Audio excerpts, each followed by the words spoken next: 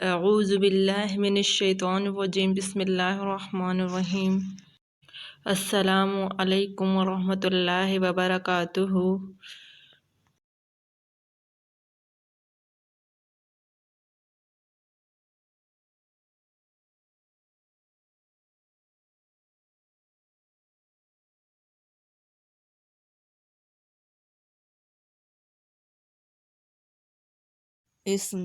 اسم کو انگریزی میں ناؤن کہتے ہیں۔ کسی بھی نام کو اسم کہا جاتا ہے، خواہ وہ شخص کا ہو، جگہ کا ہو یا جانور کا، اسم کہلاتا ہے۔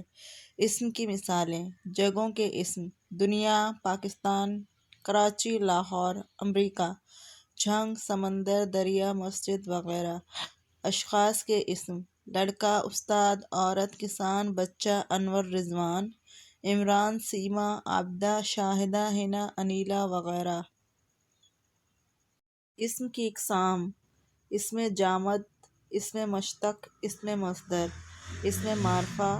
اسم معرفہ کو اسم خاص بھی کہتے ہیں۔ اسم نکرہ: اسم نکرہ کو اسم عام بھی کہتے ہیں۔ اسم جامد: اسم جامد کے معنی ٹھوس یا جمع ہوا کے ہوتے ہیں۔ جامد اس اسم کو کہتے ہیں جو نہ تو خود کسی اسم سے بنا ہو اور نہ ہی ان سے کوئی اسم بن سکے۔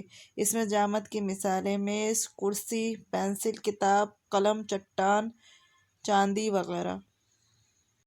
اسم مشتق: مشتق کے معنی نکلا ہوا کے ہوتے ہیں۔ اسم مشتق اس اسم کو کہتے ہیں جو کسی مصدر سے نکلا ہو۔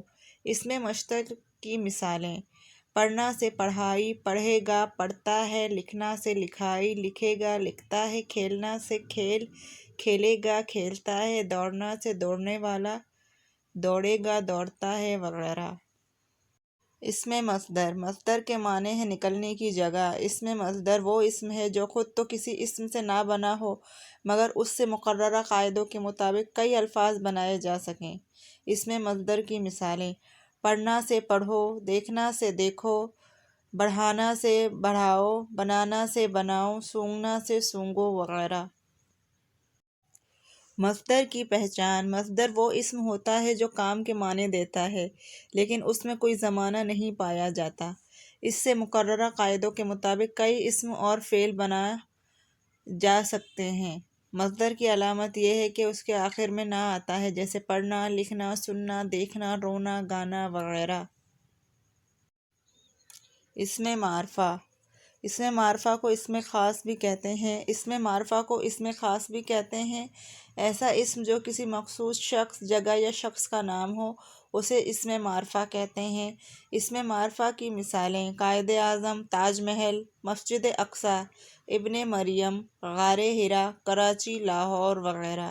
اسم معرفہ کی اقسام: اسم علم، اسم ضمیر، اسم اشارہ، اسم موصول۔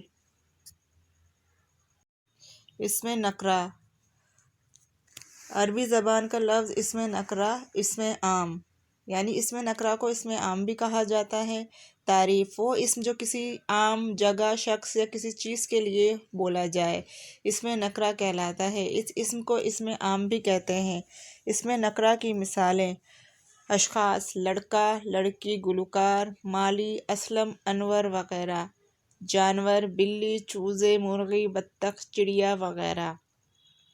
چیز یا شے: کتاب، کرسی، میز، پنکھا، گھڑی، ٹیلی فون وغیرہ۔ جگہ: پہاڑ، دریا، شہر، قصبہ، گاؤں وغیرہ۔